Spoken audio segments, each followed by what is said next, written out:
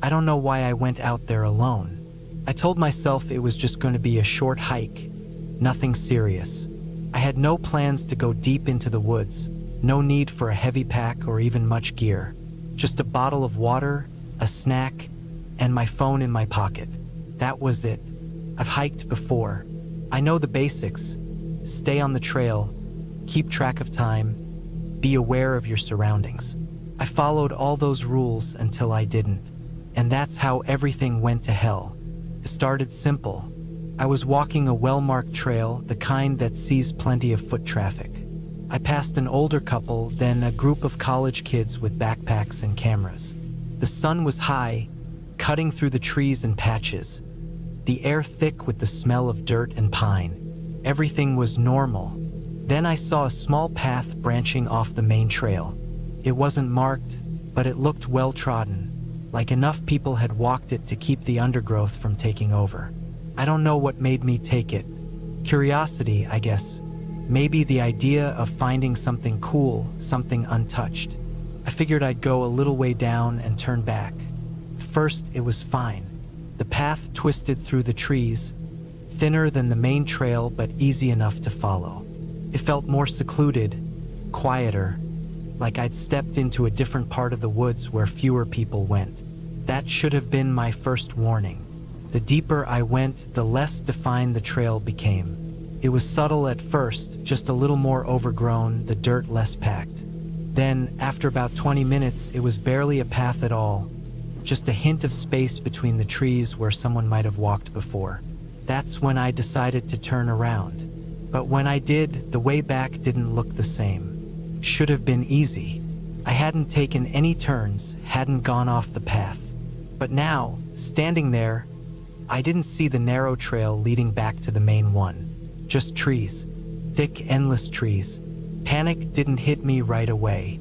I took a breath, forced myself to think. I come in a straight line. If I turned around and walked straight back, I'd hit the main trail again. Simple. So I did. Only, after walking for what felt like far too long, I wasn't anywhere I recognized. The trees all looked the same, tall trunks stretching high with thick canopies above, filtering the sunlight into dim patches on the forest floor. The ground sloped slightly, uneven in places, roots sticking up like traps waiting to trip me. I pulled out my phone. No signal. Of course. I tried to retrace my steps, looking for anything familiar, but every direction looked the same. The trees, the undergrowth, the scattered leaves. It was like I had stepped into a place where nothing changed, where no matter which way I went, I ended up nowhere. That's when I started hearing things. At first, it was just small noises, rustling in the bushes, twigs snapping in the distance. Normal forest sounds, but they felt different now. Closer, intentional, like something moving just out of sight. I told myself it was an animal. A deer, maybe, or some small critter running through the brush. But the longer I stood there, the more I realized the sounds weren't random. They were slow, deliberate, stopping when I stopped, starting when I moved. I wasn't alone. The realization settled like ice in my gut. I turned slowly, scanning the trees, looking for movement. But there was nothing, just the endless forest stretching in all directions. I needed to keep moving. I picked a direction and walked, forcing myself not to run. Running in the woods is a good way to trip, to twist an ankle, to get even more lost. So I walked, and the sounds followed. Minutes passed, then an hour. My water bottle was half empty. My stomach grumbled. The sun was dipping lower, slanting through the trees in long shadows. I needed to find my way out before dark. Then I saw it. A cabin. Small, weathered, half hidden between the trees. It wasn't much. Just a simple wooden structure with a sagging roof, a door hanging slightly open. But it was something. Place. A sign that people had been here before. I approached slowly. The clearing around the cabin was eerily silent. No birds, no rustling leaves. Just the heavy weight of the quiet pressing in. The door creaked as I pushed it open. Inside, the air was stale, thick with dust and the faint scent of rot. The interior was bare, just a small cot against the wall, a wooden table, an old chair, a single window covered in grime, let in just enough light to cast long, thin shadows across the floor. And then I saw the footprints. They weren't mine. The dust on the floor was thick, undisturbed, except for a set of prints leading from the door to the cot. Barefoot, fresh. Someone had been here. Recently. My breath caught in my throat. I turned to leave, but something moved outside the window. Just a flicker of motion, a shape shifting between the trees. I didn't wait to see what it was. I ran. Branches whipped against my arms, my legs. My breath came in ragged gasps. I didn't know where I was going, just away. Away from the cabin, away from whatever was out there. And then, just as the last sliver of sunlight was disappearing, I stumbled onto the main trail. Relief crashed over me so hard I almost fell. I recognized this place. I knew where I was. The parking lot wasn't far. I didn't stop running until I reached my car. I yanked the door open, threw myself inside, and locked it. My hands were shaking so badly I could barely get the keys into the ignition. As the engine roared to life, my headlights lit up the trail behind me. And in the trees, just at the edge of the light, someone was standing there, watching.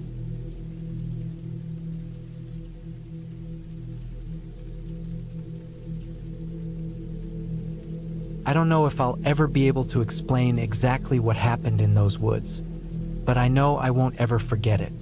I had set out for a solo hiking trip in the mountains of Washington, something I'd done a handful of times before. The route I planned wasn't on any official trail.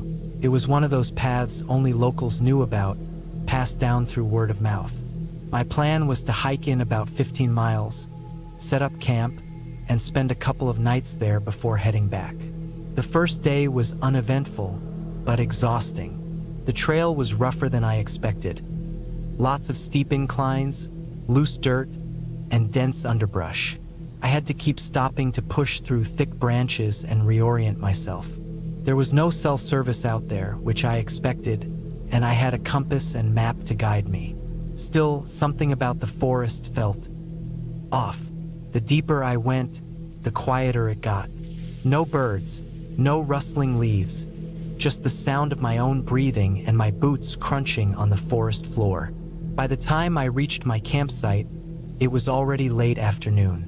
The area was a small clearing surrounded by thick pines, with just enough space to set up my tent and a small fire. I got everything set up quickly, ate a meal, and sat by the fire until the sun dipped below the trees. That was when I heard it. A branch snapped somewhere in the distance. Not unusual, could have been a deer, maybe a bear. I grabbed my flashlight and scanned the treeline, but I saw nothing. Still, I felt uneasy. I told myself it was just my nerves and turned in for the night. I woke up sometime after midnight to another sound, closer this time. It wasn't a single branch snapping, but a series of careful, deliberate footsteps circling my tent. My heart pounded as I reached for my knife. I strained to listen, but the steps had stopped.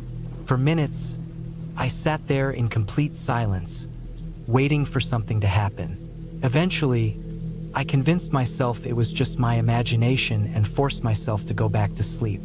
But when morning came, I found something that made my stomach drop. Footprints. Human footprints.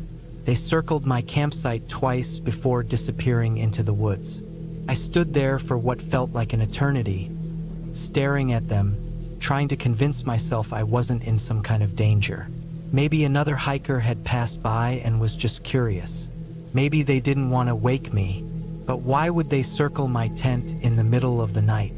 I packed up and decided to cut my trip short. The feeling in my gut told me I needed to leave. I had planned to take my time hiking out, but now I just wanted to get back to my truck as fast as possible. A few miles into my hike back, I noticed something strange. The woods looked different. Landmarks I swore I had passed on the way and weren't where I remembered them. The sun had barely moved in the sky, but I felt like I had been walking for hours. I checked my compass, but no matter which direction I turned, it felt wrong. That was when I saw the second set of footprints. They weren't mine. They were fresh, and they were following me. Panic set in. I picked up my pace, practically jogging through the forest, constantly checking over my shoulder. The footprints never stopped appearing. Whoever was out there wasn't just following me, they were tracking me. I tried calling out, but my voice felt small in the endless trees. There was no response. Then I saw it, a structure. At first, I thought my mind was playing tricks on me, but as I got closer, I realized it was real.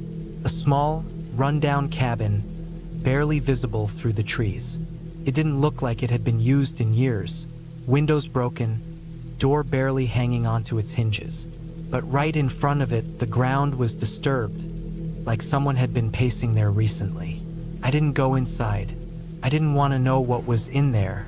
Instead, I backed away slowly and turned to leave, only to see movement in the trees. A figure just barely visible through the branches. They weren't moving. They were just standing there, watching me. I ran. I didn't care where I was going, I just ran. My legs burned, my lungs ached, but I didn't stop. I ran until I tripped, slamming into the ground so hard I thought I had broken something. When I looked up, I saw my truck. I had made it back to the trailhead. I didn't waste a second.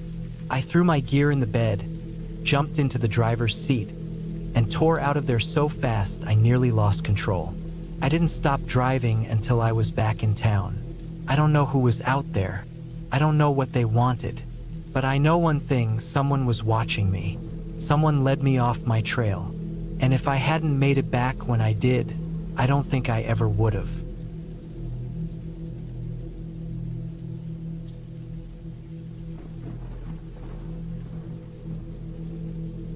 I don't know why I went alone. It was stupid, I see that now. The forest had been on my mind for a while. I'd always loved hiking, especially in places people didn't go often. Something about untouched land made me feel like I was part of something bigger, something older. So when I heard about this old logging road leading deep into the woods, far from trails, far from people, I knew I had to check it out. I didn't tell anyone where I was going. Not because I was hiding it, but because it felt unnecessary. It was just a walk after all. I packed light water, some granola bars, a pocket knife, and my phone. I figured I'd be back before dark. The entrance to the old road was barely noticeable. A rusted metal gate, bent at the hinges, sagged across the path. No signs, no warnings, just the quiet invitation of an overgrown trail. I stepped over the gate and started walking. The deeper I went, the more the world changed. The trees grew thicker, their branches stretching like fingers over the path. The air felt still, heavy, like the forest was holding its breath. I noticed the usual forest sounds, birds, the rustling of leaves, but they seemed distant, like I was hearing them from underwater. After about an hour, the road narrowed into something more like a game trail, winding through dense trees and thick underbrush. That's when I saw the first sign that something was off. A deer, or what was left of one. It was fresh, flesh torn open, ribs exposed, the meat still red and wet. But there were no scavengers, no crows, no insects even. Just the smell of blood hanging thick in the air. I kept moving, convincing myself it was just a predator kill. Maybe a bear, maybe a mountain lion. Still, I felt something shift inside me, a feeling I couldn't name yet. The forest grew darker as the trees became taller and more packed together. I checked my phone. No signal. Not surprising. I kept walking, following the faint remains of the road, though it was barely visible now. The underbrush clawed at my legs, and the trees loomed above me, their bark rough and gnarled, twisted in unnatural ways. Then I saw it. a structure just beyond the trees, an old cabin barely standing. The roof had caved in on one side, and the walls were weathered and split. It was deep in the woods, far from any logical reason to be here. It didn't look like a hunter's cabin, and it wasn't on any maps I checked. I should have turned around. I should have left right then. But I didn't. I stepped closer. The door hung open, creaking slightly in the faint breeze. The inside was worse than I expected. Animal bones littered the floor, some small, some large. A rusted axe lay in the corner, the handle splintered and broken. The walls were covered in scratches, deep and erratic, as if something had tried to claw its way out. Then I noticed the smell. Something rotten, foul. It wasn't just old wood and decaying leaves. It was something worse. I turned to leave, but then I saw the footprints in the dust. Not mine. Someone had been here recently. I stepped outside, my heart pounding. The woods felt different now. The quiet wasn't just quiet. It was watching, waiting. I felt it pressing in, thick and suffocating. My breathing was too loud. My footsteps were too loud. Then I heard it. Not an animal. Not the wind. Something moving. Slow, deliberate. I didn't wait to see what it was. I started walking fast, retracing my steps. I told myself it was nothing, a trick of my mind. But then I heard it again. Closer. I broke into a run. The underbrush tore at my legs. Branches lashed at my face. But I didn't stop. My breath came in ragged gasps. I just needed to get back to the road, back to where I started. Then I tripped. I hit the ground hard, my hands scraping against rock and dirt. My knee throbbed. I turned to push myself up and I saw it. A figure just at the tree line, still, watching. I couldn't make out a face, just the shape, tall and wrong somehow. I scrambled to my feet and ran harder than I ever have in my life. I don't remember the next few minutes, just running, crashing through the woods, lungs burning. Then suddenly, I saw it, the broken gate, the rusted metal. My car was just beyond. I didn't look back. I threw myself into the driver's seat, locked the doors, and peeled out onto the road, gravel spraying behind me. My hands were shaking. My whole body was shaking. I didn't stop until I hit the main highway, didn't slow down until I was miles away. I don't know what I saw. I don't want to know. All I know is I'll never go back there, and neither should you.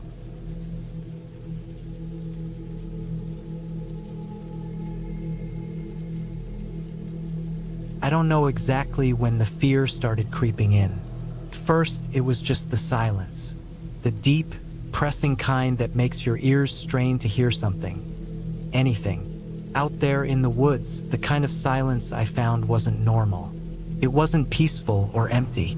It was like something was watching me, waiting. It started as a simple solo hiking trip. I had done plenty before. This was supposed to be just another weekend out in the wilderness, something to clear my head. The trail I picked was deep in a national forest, miles from any town, with barely any visitors this time of year. Perfect for getting away from it all.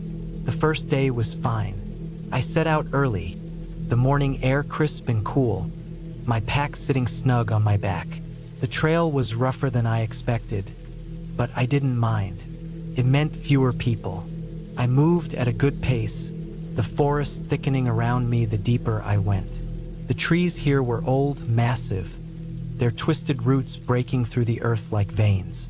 The air smelled of damp moss and pine, and the only sounds were the occasional rustling of leaves and the distant call of birds.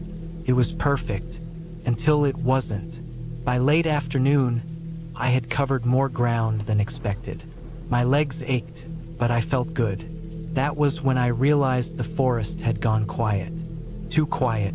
The birds were gone. The usual sounds of squirrels or the occasional crack of branches from some distant animal had vanished. It was just me, my breathing, and the crunch of my boots on the dirt. I told myself it was nothing. I kept walking, but the further I went, the heavier the air felt. Like something thick had settled between the trees, unseen but present. I tried to shake it off. I focused on setting up camp before dark. I found a clearing not far off the trail. It was a good spot, flat, dry, with enough space for my tent. I set up quickly, my hands moving with the muscle memory of dozens of trips before. Firewood was easy to gather, and soon I had a small fire going. The flames crackled, their glow pushing back the growing darkness. Still, the silence remained. I ate, drank, and sat by the fire, trying to enjoy the solitude. But my nerves were on edge. Every so often, I'd catch myself glancing over my shoulder, expecting to see something lurking just beyond the firelight. I didn't, of course. There was nothing there, just trees, shadows, and the sound of my own breath. Sleep didn't come easy. I lay in my tent, staring at the nylon ceiling, listening. I don't know what I was listening for, but I felt like I had to. It was past midnight when I finally dozed off. A sound woke me up, a sharp snap like a branch breaking underfoot. Close. I held my breath, my body tense. My mind went through every possible explanation. A deer, a raccoon, maybe even a bear.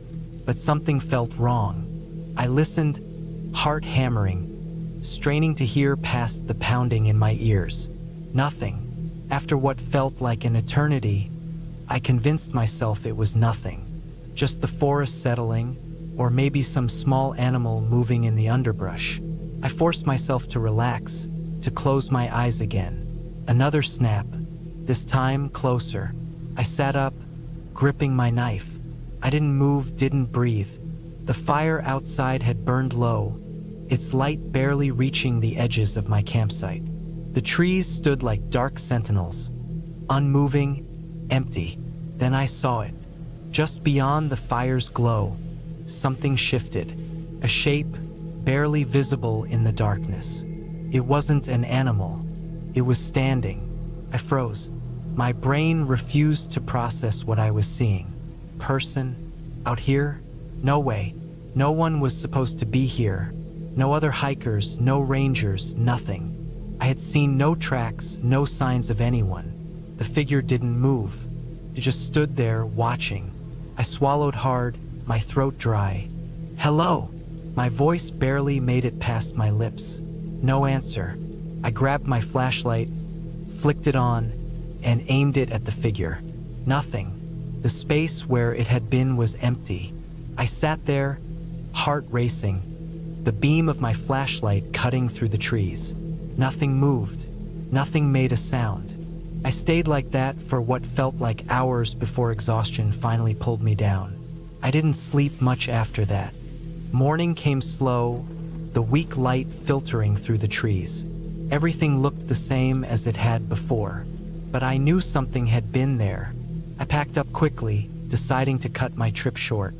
I didn't care if it was all in my head. I wasn't staying another night. I moved fast, faster than I should have. The trail seemed different now, unfamiliar even though I had just come this way. The trees looked the same, but I felt lost. I checked my map, my GPS. Both told me I was on the right path. My gut told me otherwise. Then I saw the footprints. Not mine. Fresh ones. Leading from my camp. I wasn't alone. Panic set in. I picked up my pace, practically jogging now. The air felt thicker, the silence heavier. Every step I took, I expected to hear another behind me. But I didn't. I walked for hours. The sun was high when I finally saw something familiar. The trailhead. Relief flooded me. I practically ran the last stretch, bursting out of the trees and into the empty parking lot where my car sat waiting. I didn't stop moving until I was inside, doors locked, engine running. My hands shook as I gripped the wheel. I sat there, breathing hard, staring at the tree line. Nothing moved. I drove away and never looked back. I don't know what I saw that night. Maybe it was just another hiker, someone as startled by me as I was by them. But deep down, I don't believe that. The silence, the footprints, the feeling of being watched. Something was out there, and it didn't want me there.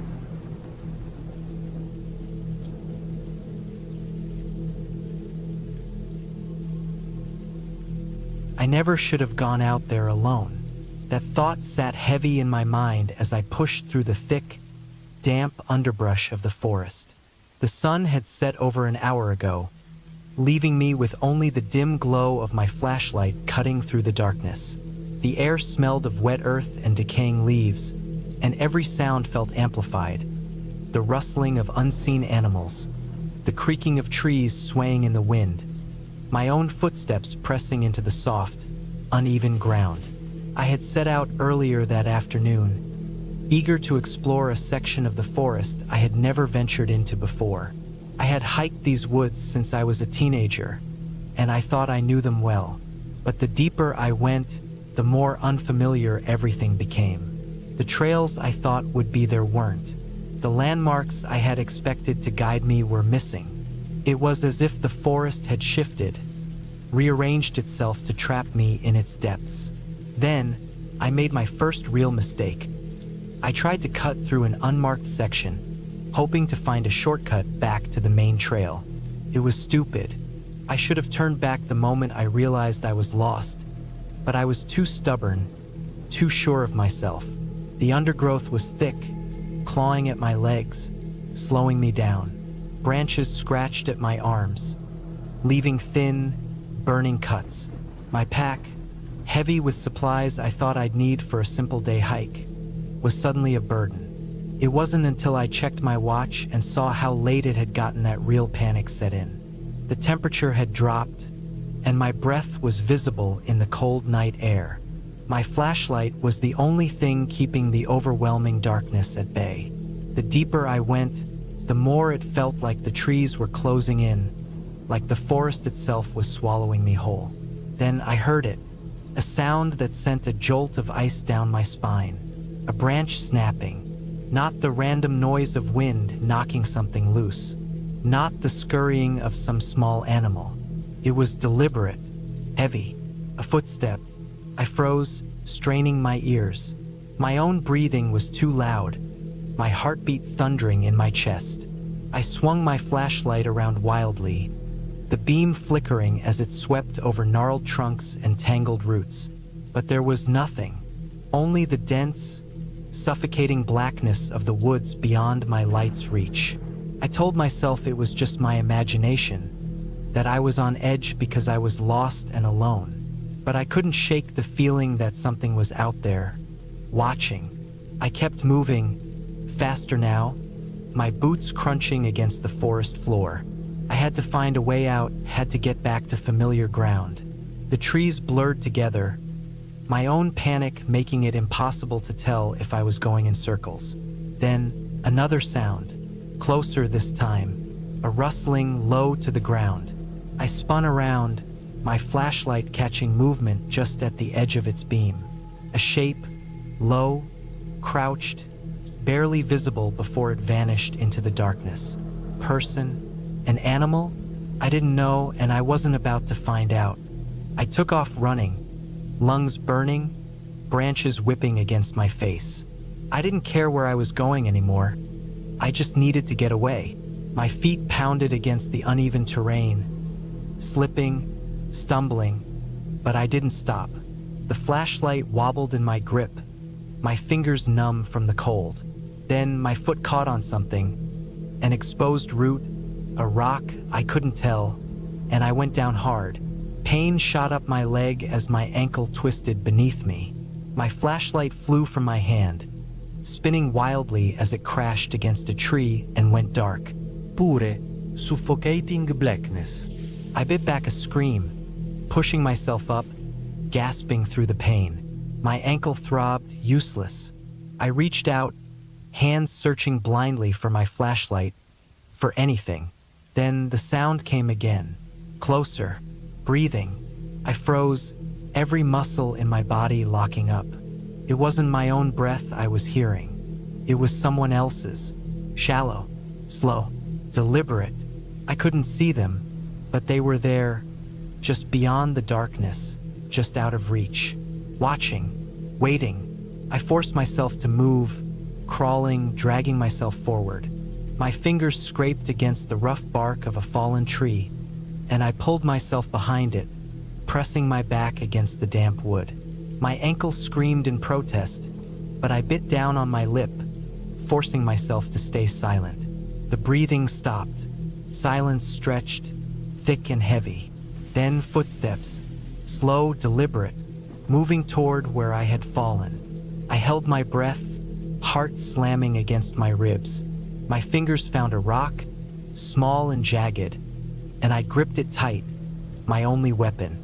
The footsteps stopped. I could feel them standing there, just on the other side of the tree, waiting. I don't know how long I sat there, muscles aching, body trembling from cold and fear, but eventually the footsteps moved again, away this time, fading into the distance. I stayed still for what felt like hours, afraid to move, afraid to breathe. When I finally forced myself up, my ankle barely held my weight. I used the fallen tree for support, limping, forcing myself forward. Somehow I found my flashlight. The lens was cracked, but it still worked. The beam was weak, but it was enough. I didn't stop. I didn't think. I just kept moving, one painful step at a time, until I saw something that nearly made me collapse from sheer relief. A trail marker, faded, weathered, but real. I followed it, pushing forward through the pain and exhaustion, until the forest began to thin, until I saw the distant glow of my truck's headlights. I never looked back. I don't know who or what was out there with me that night, but I know one thing: I was not alone, and whatever it was, it wanted me to know it.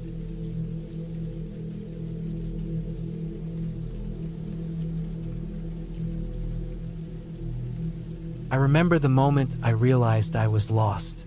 It hit me like a punch to the stomach. I had been hiking through dense forest, following what I thought was an old game trail. The ground beneath my boots had been uneven, littered with rotting leaves, tangled roots, and the occasional slick patch of moss that threatened to send me sprawling. The air was thick with the scent of damp earth and pine, and the only sounds were my own breathing and the rustling of unseen creatures in the underbrush. It had been hours since I'd seen any sign of the path I'd originally started on. My phone was useless. No signal, and the battery had drained faster than expected. I had a map, but the more I tried to make sense of it, the more I realized I had no idea where I actually was. Every tree looked the same, every hill blended into the next, and with the sun dipping lower in the sky, panic began to set in. I had set out alone, something I often did on hikes. I liked the solitude, the quiet, but now that same isolation felt like a heavy weight pressing down on me. There was no one to call for help, no one to hear me if I screamed. The first night was the worst. I had no tent, no proper shelter, just a small pack with some granola bars, a half-full water bottle, and a cheap pocket knife that felt laughably inadequate. I found a slight depression between two fallen trees, figuring it would be as good a place as any to hunker down. The temperature dropped quickly, and soon I was shivering despite my jacket. Every sound made me tense. Twigs snapping, leaves crunching. My mind conjured images of bears, cougars, or worse, another person out here, someone with bad intentions. Sleep came in short, fitful bursts. I would drift off only to wake up gasping, convinced I had heard something creeping closer. I told myself it was just the wind, just my imagination playing tricks on me. But deep down, I wasn't so sure. Morning brought little relief. I was exhausted, sore, and still had no idea which way to go. I tried retracing my steps, but everything looked different in the daylight. My stomach growled. The granola bars wouldn't last long. Water was the bigger concern. I needed to find a stream, something clean enough to drink from. Hours passed as I stumbled through the woods. I was moving downhill, hoping it would lead to water. My head throbbed, likely from dehydration. I forced myself to stay calm, Panic would only waste energy. Then I found it. A small creek, barely more than a trickle, but it was water. I dropped to my knees, cupping handfuls to my lips. The taste was earthy, but it was cold and wet, and that was all that mattered. I filled my bottle, hoping it wouldn't make me sick. I had no way to purify it. I followed the stream for most of the day, thinking it might lead to a larger river or, if I was lucky, civilization. But the deeper I went, the more unsettling things became. The trees grew thicker, the canopy blotting out the sky. The air turned heavy, the kind of stillness that made me feel like I was being watched. More than once, I stopped listening. I swore I could hear footsteps, just behind me, just out of sight. Every time I turned, there was nothing but trees and shadows. By the second night, I was unraveling. Hunger gnawed at me. My body ached. My legs felt like lead. My feet blistered and raw. I tried to sleep, but the feeling of being watched had only grown stronger. I built a small fire, hoping it would keep any predators at bay. The flickering light cast long, dancing shadows, and every so often, I thought I saw movement in the darkness beyond the flames. It wasn't until the third day that I found the cabin. It was old, barely more than a shack, hidden among the trees like it had been forgotten by time. The door hung slightly ajar, creaking as it swayed in the breeze. Something about it felt off. It was too isolated, too convenient, but desperation overrode caution. Inside, it smelled of mildew and rotting wood. A single chair sat in the middle of the room, next to a table covered in dust. A rusted lantern lay on its side. There were no signs of recent life, no food, no supplies. But there was a bed, filthy, covered in rat droppings, but it was better than the ground. I should have left. Every instinct screamed at me to get out, but exhaustion won. I told myself I would rest for a few hours, then move on. I closed my eyes, telling myself I was safe. I woke up to the sound of breathing, slow, steady, not my own. My heart pounded as I lay frozen, listening. The fire had burned out. The room was pitch dark. I couldn't see, couldn't move. Then, a sound. A slow creak, the groan of old wood shifting under weight. I wasn't alone. I bolted upright, fumbling for my pocket knife. The breathing stopped. Silence stretched so thin it felt like it might snap. I forced myself to move, to get up, to get out. The door slammed shut before I reached it. Panic surged through me. I lunged at the door, yanking, pulling. It wouldn't budge. Then came the sound of footsteps, slow and deliberate, circling the cabin. My breath came in short gasps. Whoever was out there wasn't in a hurry. They were taking their time. Then a whisper, low just beyond the door. Not yet. I didn't wait to find out what that meant. I rammed my shoulder against the door, again and again, until the rusted hinges gave way. I tumbled outside, scrambling to my feet. The forest loomed around me, silent and still, but I knew I wasn't alone. I ran. I didn't stop. I crashed through the trees, my lungs burning, my legs screaming in protest. I didn't look back. I didn't want to see. I ran until my body gave out, collapsing in the dirt. When I woke, it was to the sound of voices. Real voices. I forced my eyes open, barely processing the sight of uniformed men standing over me. Rescue workers. They found me miles from where I had started. I had been missing for 5 days. They asked me what happened, how I survived. I told them about the hunger, the cold, the cabin. I didn't tell them about the whisper. Some things are better left unsaid.